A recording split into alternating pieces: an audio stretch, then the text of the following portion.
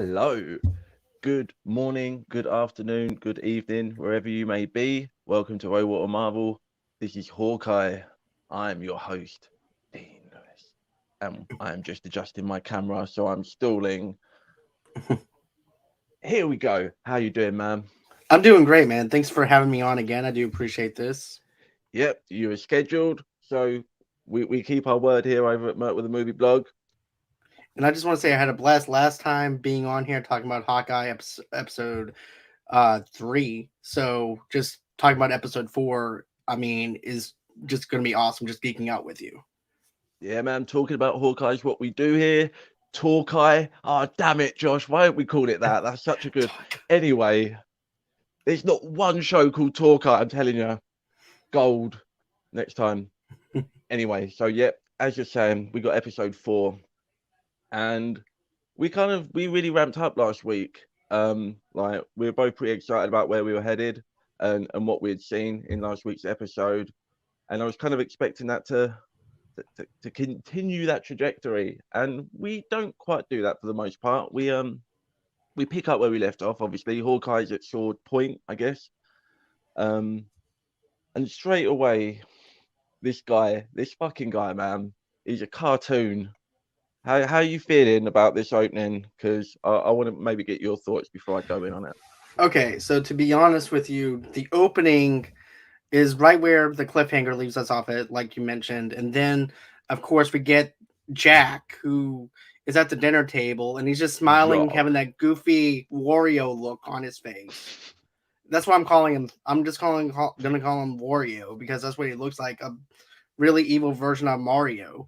But Jack is just sitting there at the table, not saying anything. Meanwhile, you have Kate's mom, who's just controlling the situation and basically asking Clint 21 questions while Jack just sits there in silence while there's an Avenger at his table.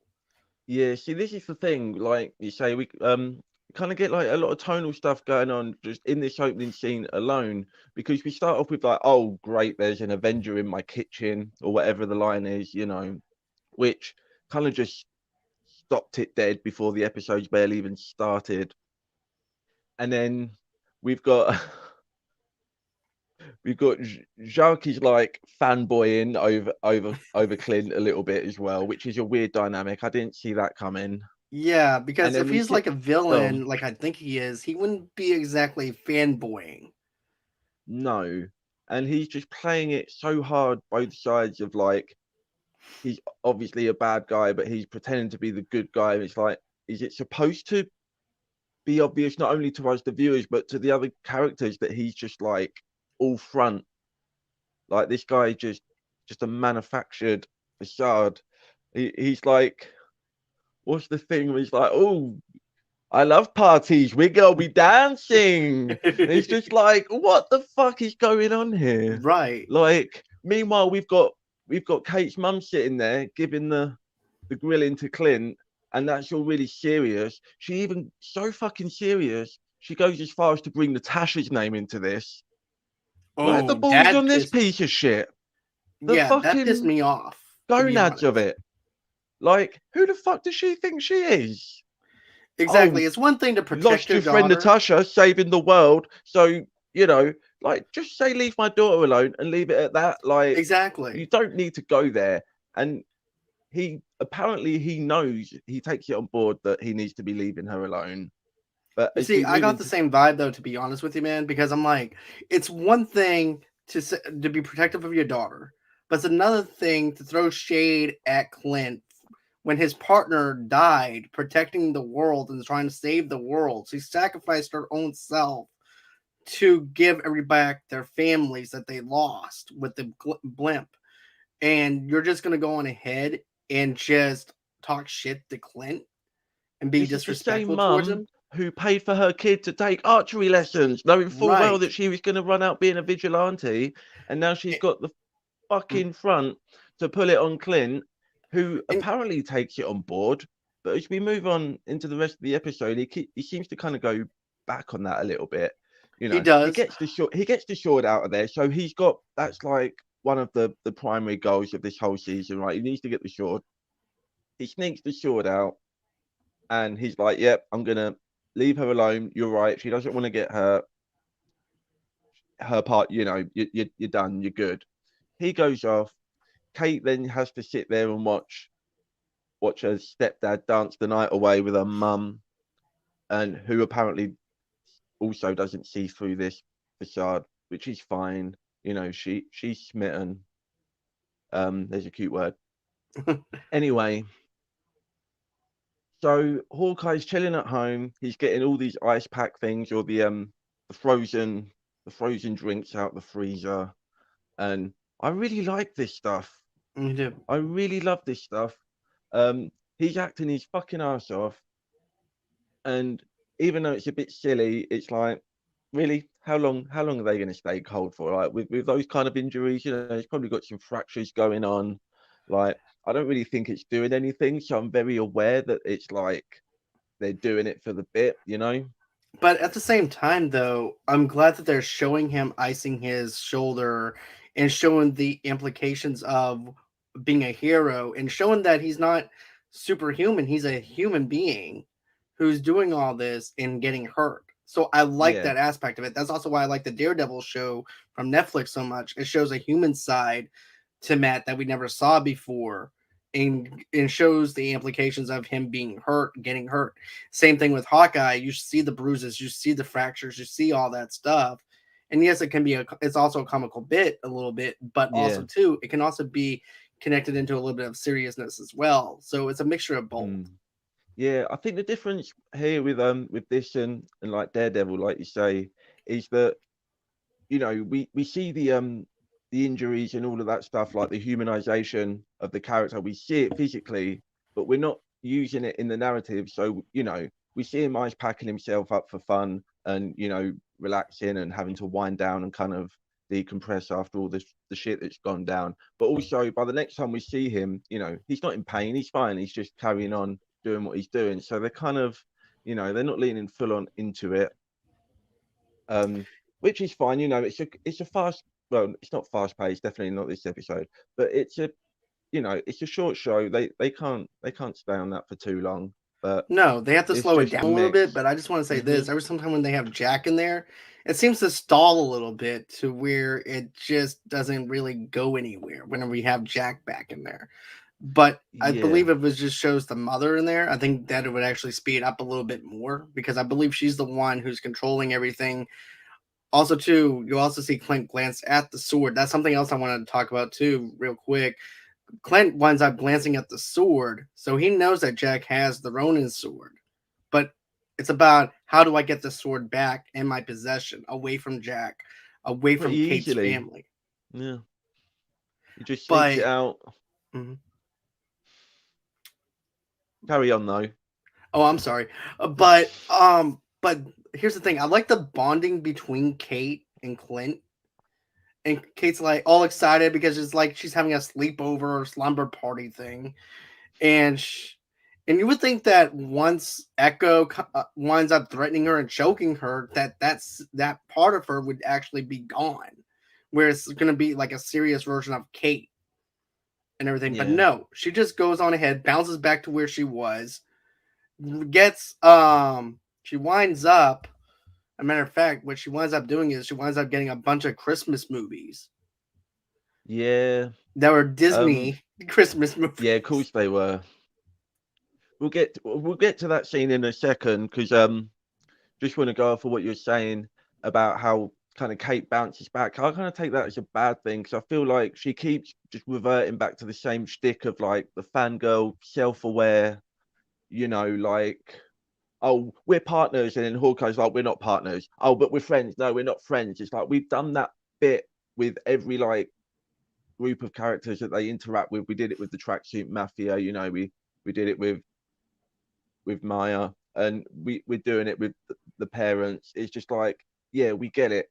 You're reluctant, you know, and the performances are good enough that we see that in there, and we see like how the relationship kind of does. Like, it's not just always like, oh, we're down on each other, and then we're great at the end and have a nice resolution. You know, they do kind of ebb and flow and kind of get sick of each other, or well, he gets sick of her, and then she'll do something small that kind of helps. Um, so we're seeing it without having to like hit us over the head with it. And yeah, it nibbles away at the stakes for me, and which leads into the Christmas movies. So he's already said to the parents, "Yeah, I'll leave her alone. Don't want her to get hurt. I'm gonna go chill back at my apartment and wait for Kingpin's goons to come and murder me because he knows they're onto him." And then, oh sure, but come in, hang out, and just pretend like they didn't have the conversation of she's not going to hang around with him anymore. And then they just carried on with the episode, which is great.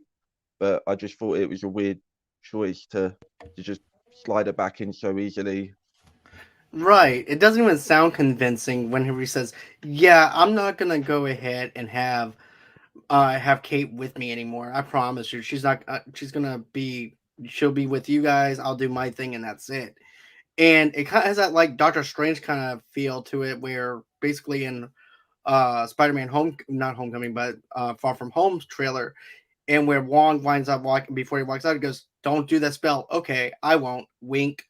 And then it's also kind of the thing right Yeah, here. It's like, yeah, I'm not gonna let her be in danger anymore or anything like that. Wink. I'll see you back in my back at the apartment at the safe house.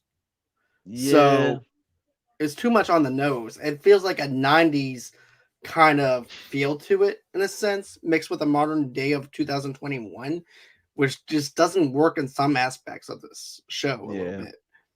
They're just being too flippant. It's just like 1 minute we're supposed to believe that this guy or person who possibly running this whole organization, which we don't get into this entire fucking episode, really. But we're supposed to believe that they're so scary and powerful, but at the same time, it's like, yeah, we're gonna make cocktails and watch Christmas movies and learn Make trick shots daiquiris, with yeah. coins and stuff. And all that stuff is great, and I love seeing it. It's just how am I supposed to get invested in the other stuff when they're doing that stuff? And how am I supposed to just chill and enjoy this stuff when there's supposed to be the other stuff going on? You know? Right. And I feel And like go next on. episode should actually take us out of that lightheartedness a little bit into more of a darker tone Yeah. Well, I thought that's because what we this already got the episode was gonna silliness. be. Right. Because think of it like this. You have Black Widow's sister that comes in towards the end. And and she has a beef with Clint because she doesn't know the full story about how her sister died or anything like that. So he thinks it's just a Black Widow assassin that's after him, but he doesn't Yeah. realize that's actually Natasha's sister that has qualms with him. So you need to have a moment of darkness and a lightheartedness to have something serious, to have a serious talk with Natasha's sister.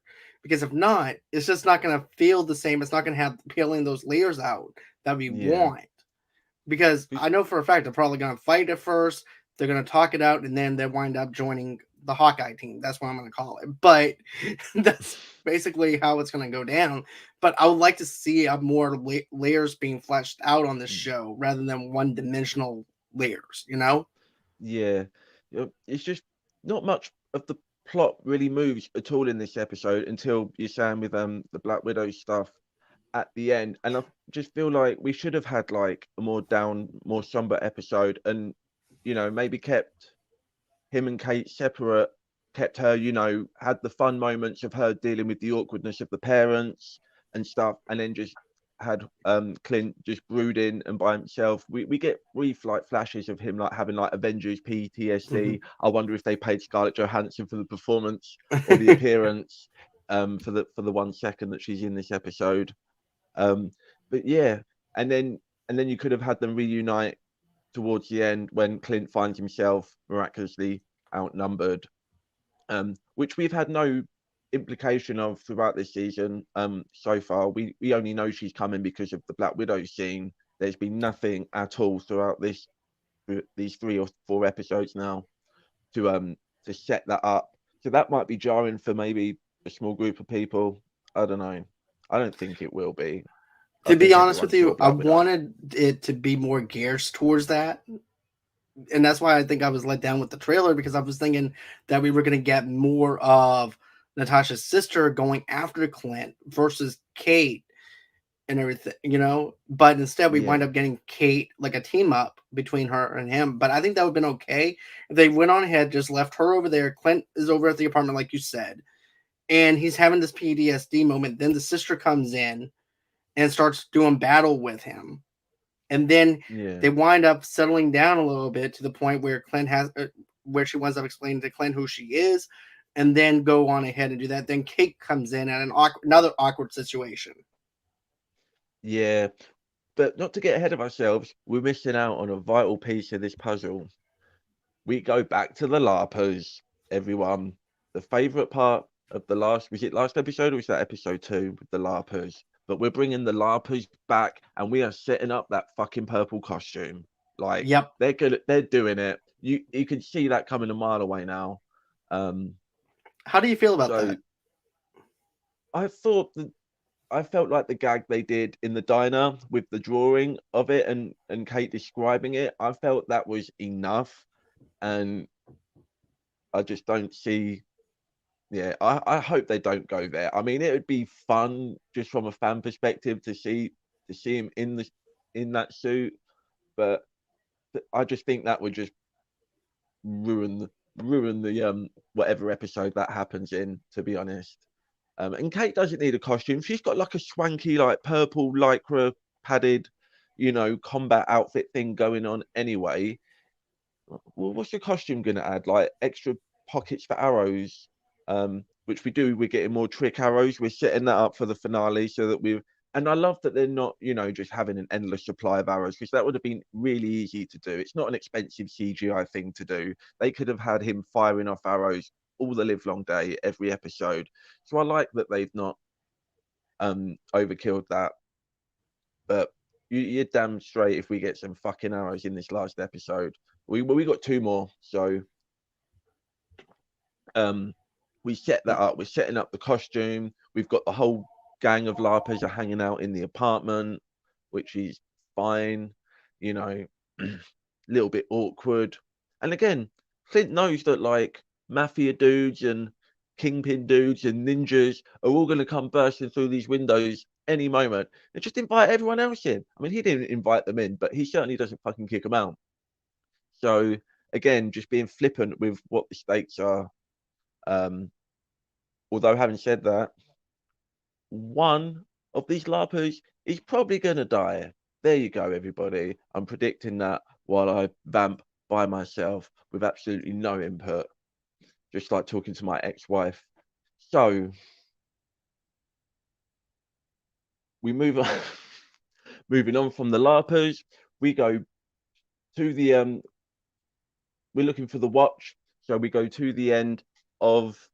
Hang on, are we coming back? You're back.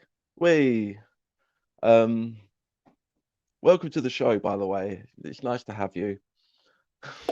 Thank you. It was great to be back. Be back again. Sorry about that. Ran into here's the Stay thing. on I'm a target. little bit of tech Go on. problems and everything. I couldn't really I couldn't get everything that you were trying to tell me or anything. No worries. I But was just trying to vamp. It's fine. it's okay. So bringing you up to speed, we're up to So there's a tracker in the watch. By the way, I won't talk about this watch for a moment. Did I miss something in the episode? Are we supposed to know the specifics of what's so fucking good about this watch? Did they already mention that, or is that still supposed to be a mystery to us? Well, we And I see a missed little it. bit of a glimpse of the key in the Avengers place, but we don't actually see the watch itself. I don't think, unless I'm missing something. But I'm like, what's the importance of the watch? What does this watch do? Why is Clint so key on having this watch? Yeah, And that's what I'm saying. right. So like we don't know.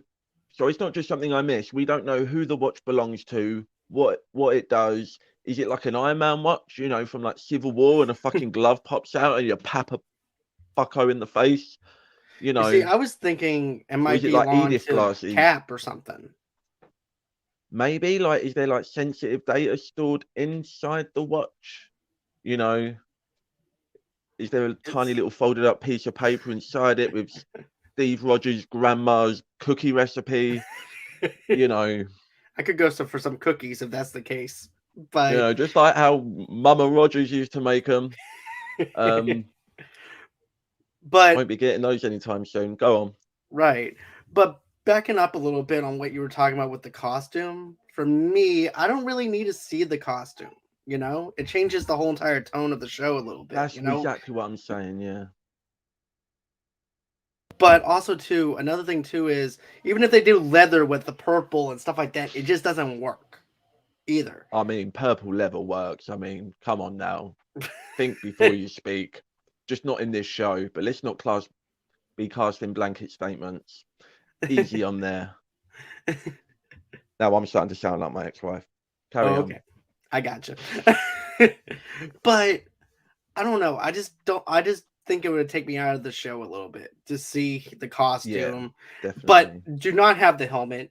Do not have the Hawkeye helmet. If you're gonna do the costume, give him something like I know I'm gonna be copying off of Arrow, but just give him like a little thing around his eyes, and that's it. Do not, you know? Yeah.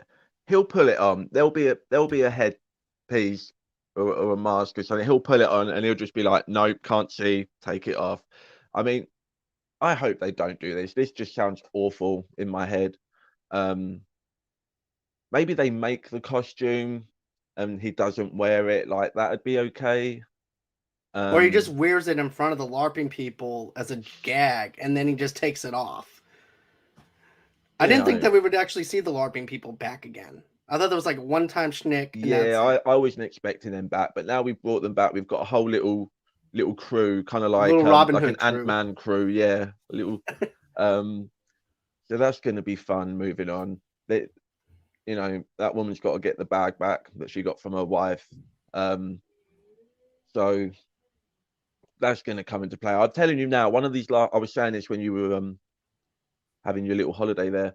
One of these LARPers, they're going to kill somebody, right, to get some stakes. Because he's just got all these people in the apartment, and he knows that the ninjas and the goons are all going to be popping out of the woodwork sooner or later. So I really, Oh yeah, the cop being so willing to steal the evidence. she did not fuck around. I mean, how lucky did they get that just like the one cop like has, because I don't know how the police force works. I'm an anarchist, right? But I'm assuming there's different departments. It's not just like, oh, well, I work at the police force, so I have an access code to the evidence room. Like that, it can't be as simple as that, Unless he's being surely. paid off by Fisk or something. I don't know. Oh, we find out one of these LARPers he's working for Fisk. That blows everything I said wide open.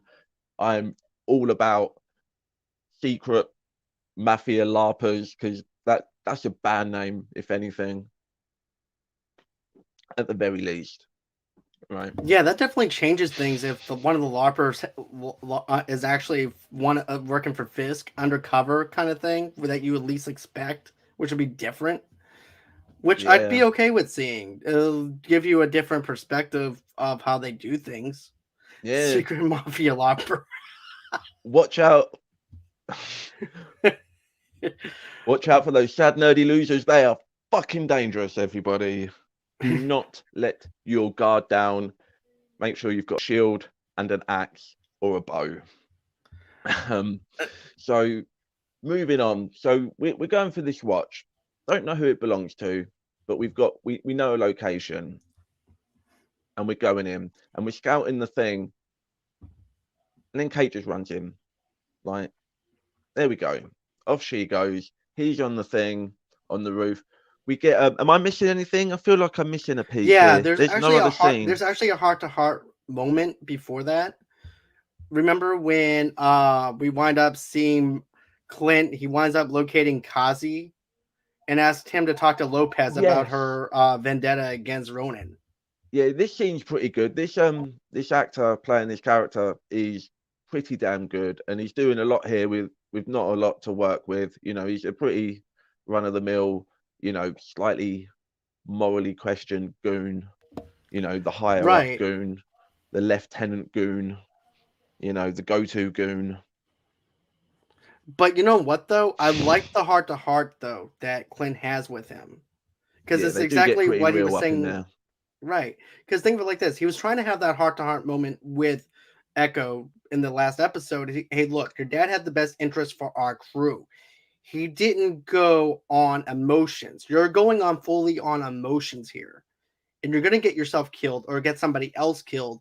And basically, Clint is doing the same thing, you know?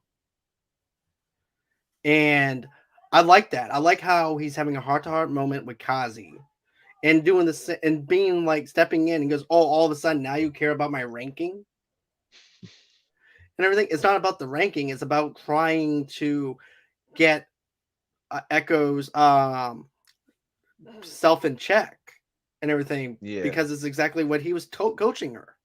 yeah, and we already set this up in the last episode where we had some really cool moments between this character and Echo. So it didn't feel like on the nose or like forced when we got it here. Um, so I liked that. I like this actor. To be honest with Um, you, this well, actor that they got for Kazi, I really like him. You're able to care about his character. He's not one layered like we have with the tracksuit mafia or anything like that. He's got layers to him, and he's also been with his family for generations. And he's trying to advise Echo in the best way possible that he can, but she's not listening to him. And then of course Clint is the voice of reason and trying to help him. And then I like how Clint first takes away his gun and then he looks for the knife. Kazi looks for the knife yeah, and he goes, oh, you're looking for this? And of course, Clint's in the back of the car and he winds up showing him the knife. And then that's when Kazi's like, okay, I got to go ahead and listen to what Clint has to say. yeah. You know? I think this guy's toast, by the way. This guy's absolute fucking toast.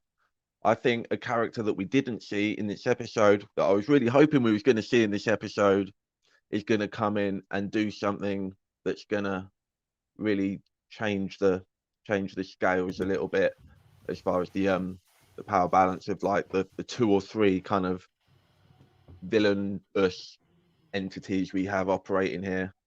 Because I'm still intrigued to see how it all ties together. Like I say, no Fisk. Spoiler alert, everyone. I was No hoping to Fisk. see him, but I was okay not to. I like to see him like in the last episode or the Yeah. next to last episode I mean, it because I makes feel like sense. yeah, because here's the thing. I feel like if you put Fisk in there, it's no longer about Clint and it's just about Kingpin and it just kind of stalls the show a little bit where the main focus is on Yeah. Kingpin rather than Clint.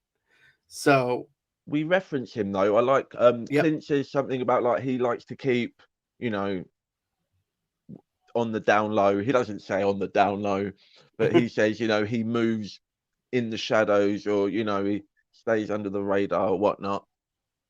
So we're setting it up that like, yeah, he could have been running around doing stuff. I mean, he's not running. Um, guy's a lifter, not a cardiologist. Anyway, I misused that word. Ignore me. But but but but then we no get that. Fisk.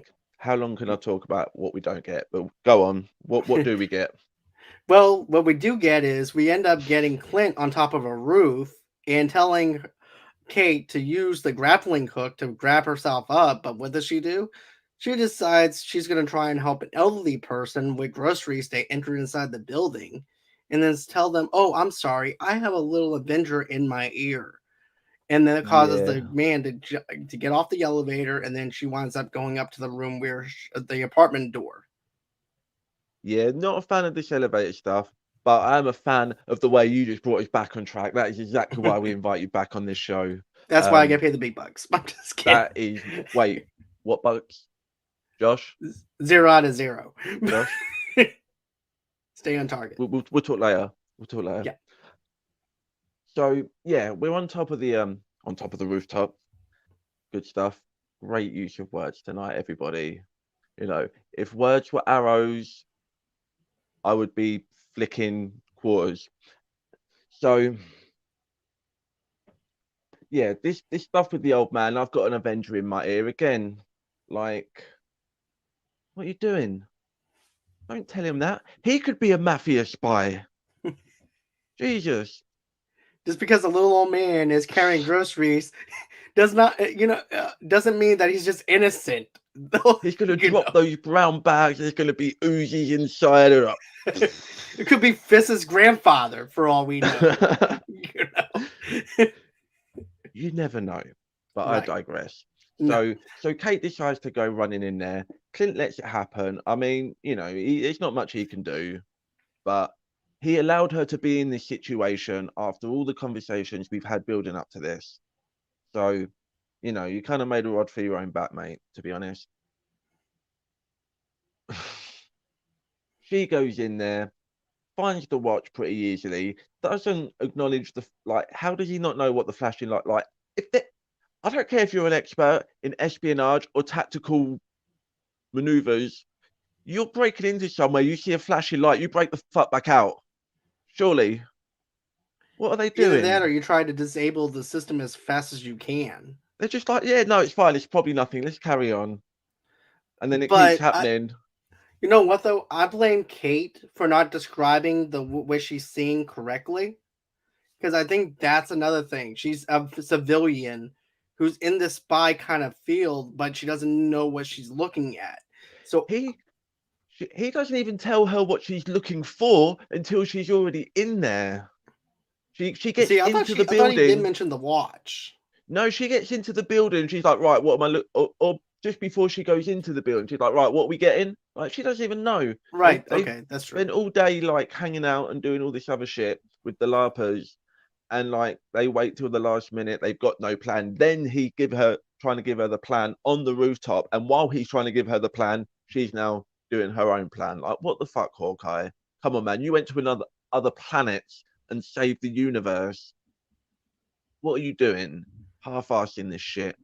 Like, we're supposed to believe that the reason this guy gets by as an Avenger is off of his dexterity and his wits, you know, and all this kind of stuff. And he's getting made to look like a chump at every opportunity. And not only does she make Hawkeye look like a chump, but damn, Kate goes toe to toe with not only Maya, aka Echo, but also Yelena Belova, I believe. Yeah, Did I get that right? I believe you did. Tell me You in the got that one right. comments. Yeah. But So okay, Yelena Bologna, go on. I do like the fight between Maya and her and everything too. And then of course it has this Home Alone kind of vibe where she winds up getting the grappling hook to grapple across the building where Clint is because he's being attacked. He doesn't know who Hmm. he's being attacked. He thinks that Maya is the one who's attacking him. And he goes, "No, I'm over here with Maya." Then he goes, "Then who am I here with?" And then Yeah. that's when, of course, Maya winds up. They get into the tussle. Then, of course, that's when we have the scene where she's using the grappling, uh, the arrow to grapple onto and go down, go down it. And it has like a Home Alone kind of vibe because of the fact we saw this in Home Alone where the two goons are chasing after Kevin, and then it just stops dead center. So then we have it to where, she's using the bow and arrow to try and grapple even further, jumping up and down on it. And then it takes Clint to roundhouse, um, Black Widow's sister. And then all of a sudden it happens to she winds up being kicked so hard that she winds up right where the hook is. And then all of a sudden, then you have Kate grappling down even more Yeah. to where See, it's on the building. when they do this, the grappling or the zip line gag, Yeah. like, and she literally just stops dead in its tracks, and it's exactly what it does to the action. I was just like, really, we're just gonna do it? Oh, we only failed to make it halfway over on a zip line gag, which I could do without. Like, what is this without a paddle? But then the Well, way like I that said, it it feels then like Home later on Alone. ties into like the action going on with Clint and Bologna, I really liked how that all kind of came full circle and how it shows like little subtle ways of them kind of bouncing off of each other on the fly. So while they're saying that, you know, we're not friends, we're not partners, they're still just like kind of like accidentally in sync, and it's just working out. So you can kind of see why Hawkeye wants to put a young girl in danger because it does benefit him in the end. So I guess he's not that selfish after all. But am I the only one that thought that maybe Maya would have cut the grapple? I think both of these women would have wrecked shit up, and I was quite disappointed, to be honest. Like, they shouldn't be struggling to fight Kate. Like, Kate can be great as a character in the show, as she has been in her own right. But then you don't have to, like, how are we establishing, like, like the power tiers here, Like, what's the hierarchy of the threat levels, and why would Hawkeye be so scared of either one of these women if you know they can't get the job done against just this kid, you know, And not all Kate is a black belt in karate, black and belt in karate, and this is a yeah, Black Widow assassin that everyone just flat out shits themselves at a mention of, and they're struggling even with the gadgets. I don't know what the fuck these gadgets are doing. There's like blue lightning ones, there's red lightning ones. I don't know what they all kind of just seem to do the same thing. That's fine. Love the I Splinter mean, Cell outfit though. right. Pretty cool. That's straight out of the comics. With that character, she always used to wear the balaclava with the green goggles and everything like that. So I was pretty stoked to see that. Yeah, I think that part works, to be honest with you, because it fits in with the comic book lore. Then Clint's also scared of Black Widow's sister, though, too, because she's an assassin, the Black Widow assassin. So I can understand Clint being a little scared of that because Hmm. of the fact it's like a Black Widow's after me. Someone's hired. Now he's thinking that someone hired her to go Yeah, after right. him. Yeah, he doesn't think it's personal. He doesn't know that yet. So that's a fun angle to have. We don't even know if he knows that Natasha had a sister. Like, how Mm-mm. much of that backstory was he privy to? You would assume so if they were so close, but it seems to be that he's got no knowledge, and I'm assuming that they're going to play it that he has no knowledge of that whole situation. Like, maybe he didn't go and see Black Widow in theaters. Maybe he wasn't ready to get back out there into the real world, so he missed that. Didn't get it on Disney Plus. Doesn't No, subscribe, and now he has no fucking clue about the Black Widow backstory. and I So blame we Kate. got the Kate one should up. have went on ahead, got Disney Plus for him, and not get the Christmas movies for him. Yes, that would have been, how weird would that have been, right? Right? Hey, here I've got these Marvel movies. Um, you're on the cover, dude. Like, no fucking way. Hey, You know what? Everyone whoa, looks at the camera. What's going on? on. But Barton and then also too, then we also find out too that after all that happens and stuff, Barton is also unmasked. That's when he winds up finding it's Elena, and before she escapes, and then of course Clint winds up decides that he cannot keep putting Bishop in danger and breaks off their partnership again. I love the Which moment. It's a great moment. I felt like it was it was too little, too late, but I did like the moment. I just feel like it's too much back and forth with that. That's yeah. I'm like, do you want her as a partner or do you not want her as a partner? She fell off you caught the line when she fell off the roof, and then the Christmas tree lights winds up catching her. Then she goes back up. She's goes back up the elevator, and then she goes on ahead and tries to take down Maya while you're trying to fight Yelena. And it's like this gag of cat and mouse between them. It's like shit or get off the pot kind of thing. Do you want her Hmm. or not? Because it's getting to me, I'm just getting frustrated with the two characters. You keep on saying that you don't want her, but she keeps coming back. And Yeah. it by now we need to have something within the continuity itself to where it's like, okay, these two are working together. There should not be that conflict anymore. This gag is not working anymore Hmm. between them. Yeah, because this is probably one of the best like sidekick dynamics we've ever seen, like in like the modern or just at all. Like, you know, Batman movies generally tend to stay the fuck away from Robin. You know, Captain America kind of took a different angle with the Bucky situation. We didn't have, you know, teen Bucky and the little mask hopping about and stuff like that. Um, so this is a really successful version of that. But then, yeah, like I say, just have it be that, or don't have it be that. I mean, sure, you know, it's a show, so you're going to have that moment where they kind of both walk away and have an argument and have a rainy montage before they come back together again. But just like But the it's way just they did it, flipping so though, quickly. right? Finish But your yeah, point. the way they did it for that was just forced to me. You know what I'm saying? It's like we already seen that. If you wanted to do that, you shouldn't have had that conflict in the other couple of episodes where Clint goes, "We're not partners, we're not anything." You needed to have it on that rooftop and on that rooftop only to Hmm. make it have that appeal to it. Otherwise, it's just a bunch of nothingness. It's just Yeah, words with no meaning. yeah. And we know that. So we know that when she goes away and he's in a tight spot, we know like she's just 2 seconds away. Which again, in what these kind of shows, you know that shit's going to happen anyway.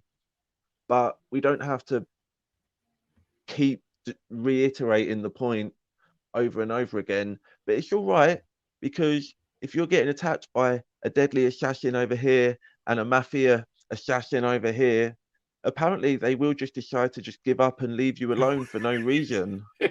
What the fuck is that about? Did I Right? miss It's like, something? I hope they just do that with me. They just beat the shit out of me. And it's like, we gave him a run for his money. We're just gonna go now. But they're both on like deep personal blood feud vendettas, and they just like, okay, that's enough. We'll come back tomorrow. And do this again. Right. Because they don't know that the other one's going to come back either. So they're like, oh, great. I'm here to kill Hawkeye. You're here to kill Hawkeye. Now we can just kill him together. It'll be easier. We both get what we want, and then we can carry on. Right. It has that So smoking while aces you're kind of both feel that you there, want. Right. when in Rome, you're both there. Kill the fucking guy. Don't just leave. Oh, this blood feud can wait till tomorrow. It's all right. It's not.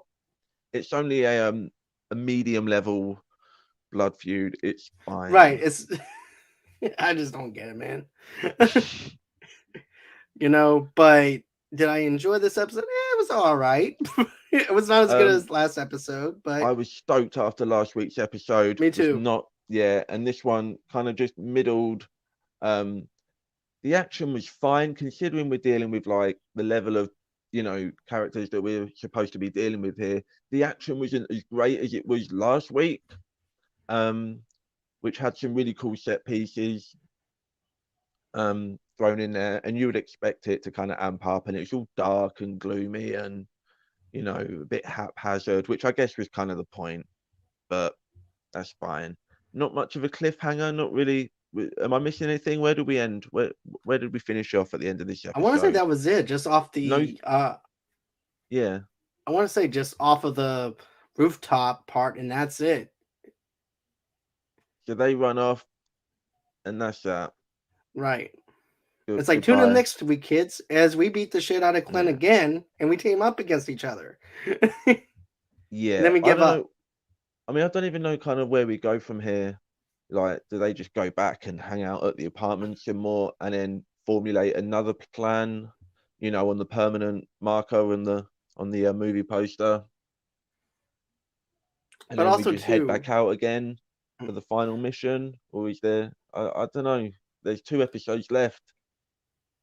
my question is this, man: how do you feel that about Kate finding Clint's kids and the wife and all that listed just out in the Yeah, open on a notebook paper? yeah. So that's pretty fucked up. And we see that before we find out whose apartment it is, right? So now that you're saying it, it's just like, oh fuck, Maya's like really going off the dark side here. If she's like targeting these kids and making a list like that, which, you know, works well with the scene that we had with what's the guy's name again? You said it better than I did. Oh, Let's see. Throw him under the Kazi. bus. Kazi, there you go. He's got the IMDb on. So Actually, I yeah, have it in so my it notes. really it oh man, this guy's got notes. This is why we invite you back. So we yeah, so that stuff ties in really nicely because it's like but then we're supposed to be getting a show about Maya, and we're supposed to root for this person who's like, yeah, I'm just going to target fucking Hawkeye's kids. They just got back from the blip, and now I'm going to murder them for real. Like, and now we're going And to you thought root for your this. life sucked. You know what I'm saying? It's like Yeah. FML, but it's So like there's got to be more to it than that. She can't just be like, oh yeah, I'm just going to go and like murder his kids or kidnap his kids if I can't get to him. Like, there's got to be more nuance to that situation, you know. Or maybe she was just, it's Christmas. She's putting a shopping list together, so maybe it's just completely misconstrued. well, you did put the ages down on how old they were, so Yeah, get these motherfuckers some age appropriate Lego sets, and then set the Lego set like out in the street, like as bait. So when the kids come running out, and then just done. Next one. either that or they're like, oh, Desert Eagle for the 16-year-old. Let's see. We got what else do we have in the assassin to go list today? Oh, I know what we'll have. Well, Kate's mum bought her a fucking bow and arrow, so why not? Like, Right. What's popular these days that these kids are wanting from assassin school, but here, Dad, I bought these Hawkeye toys and they've got your face on it. He's like, what the fuck? And that's going to happen after they give them the LARPing suit. yeah, I don't know. I'm prepared for a whole lot of. I don't know. The stakes should be going up. We should have, if we're gonna have like a goofy costume fitting scene, we should have had that already. I think. Back So, when, would you say yeah. back when Clint met up with the LARPing people, we should have had that? Not straight away, but I feel like we should have gone back to them sooner and or at least touch bases with them sooner, so that in this episode we could have had the costume already and we could have had that moment. And you see, I thought here's the thing: I thought they would have already had one done when the LARPing people came in, and then Kate looks at them and goes, "Right," but no, it's completely different. It was an okay episode. I mean, Yeah. Last week I was really excited for this week, and now I'm just like I'm excited to see it, but not as much as I was before. And I'm not quite sure where we're going at this point. I just want my man Fisk. Give him to me. That's all I want to see. I just want to I'd let him slam my head in a car door any day of the week, son. Then you can actually have that one scene where Deadpool met Juggernaut. Meeting your hero sucks. And on that note. But here's the thing. As soon as I got home from work, I was excited to watch Hawkeye, to revisit these characters because of the episode that we had. Because you and I were both pumped up for it.